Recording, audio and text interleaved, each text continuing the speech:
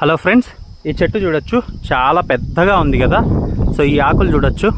So నేను ఇంతకుముందు చిన్న చిన్న చెట్లు వీడియోలు అయితే తీశాను కదా. సో ఈ ఆకులు చూస్తే ఒక్కొక్క ఊర్లో ఒక్కొక్క పేరుతో పిలుస్తారు, బట్ అందరికీ పరిచయం ఉన్న ఆకే ఇది.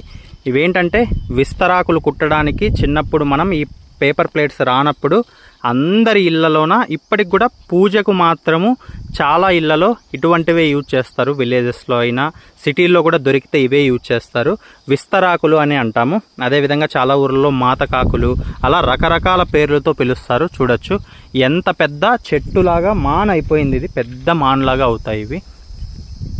సో ఇవన్నీ ఆకులు అన్నమాట. పూర్తిగా బలిసిపోతే ఈ ఆకులు మళ్ళీ వేస్ట్ అయిపోతాయి. లేతగా ఒక మీడియంగా ఉన్నప్పుడే వీటిని మనం విస్తరాకులుగా కుట్టుకుంటారనమాట. ఈ పక్కన ఉన్నవన్నీ అవే పెద్ద పెద్ద చెట్లు, అక్కడ కూడా కనిపిస్తున్నాయి కూడా, అవి కూడా అవే చాలా ఉంటాయి మా సైడ్.